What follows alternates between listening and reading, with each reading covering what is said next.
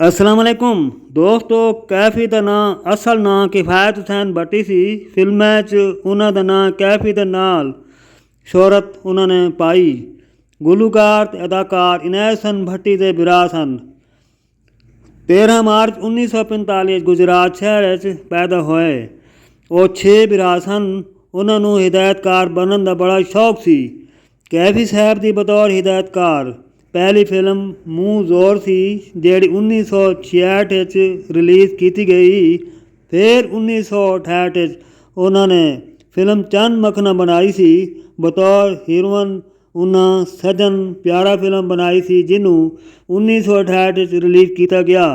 ज़्यादातर उन्होंने फिल्म मौला जट दे किरदार मूदे दे किरदार दे विच शोहरत मिली जिहड़ी 1979 रिलीज़ की गई। उस फिल्म उन्होंने मूडे गाड़ी का किरदार किया सी। उन्होंने चकोरी दे नाल दुनिया ने बड़ा ही पसंद किया सी। दसिया जाता है कैफी साहब ने बतौर एक्टर 100 फिल्मों तो ज़्यादा फिल्मों च अदाकारी की। बतौर डायरेक्टर उन्होंने 50 फिल्मों तो ज़्यादा फिल्मां कीतियां। उन्होंने बनाई हुई एक फिल्म राजू राकट बड़ी शानदार ते सुपर हिट फिल्म सी।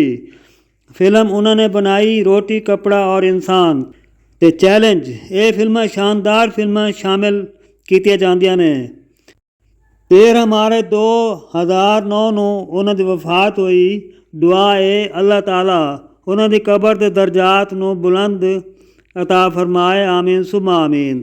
ਅੱਜ ਅਸੀਂ ਉਹਨਾਂ ਦੀ ਜੁਮਾ 2 ਫਰਵਰੀ ਸਾਲ 1973 ਵਿੱਚ 9 ਨੰਬਰ 'ਤੇ ਰਿਲੀਜ਼ ਕੀਤੀ ਗਈ ਫਿਲਮ ਜੇਬ ਕੁਤਰਾ ਦੇ ਅਦਾਕਾਰਾਂ ਤੇ ਕਿਰਦਾਰਾਂ ਦੇ ਬਾਰੇ ਕੁਝ ਗੱਲਾਂ ਕਰਾਂਗੇ।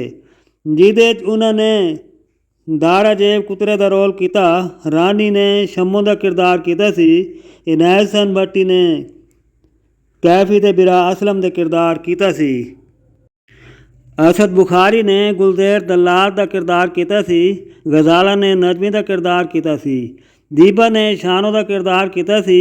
इकबाल हसन ने मंगू का किरदार किया सी। मुनव्वर जरीफ ने आंसू का किरदार किया सी।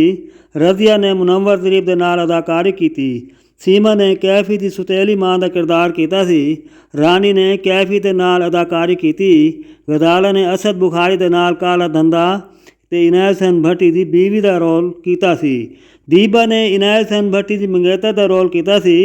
इस फिल्म की मुकम्मल मालूमात जानने लई तुसी वेलकम स्टूडियो चैनल ते जाके फॉलो करो। तुहानू उस चैनल ते हर फिल्म की मालूमात पूरे गाणियां दे नाल मिलेगी। तुसी इस चैनल नू सबसक्राइब करके घंटी वाले बटन दबा के आल ते क्लिक करो। वीडियो नू फुल वाच करो ते इनू शेयर ते लाइक जरूर करना। दोस्तों अपना बहुत सारा ख्याल रखना। किसी होर फिल्म की वीडियो की मालूमात लैके असीं फिर मिलांगे। माहर मुनीर नू इजाज़त दिओ। अल्लाह हाफिज़।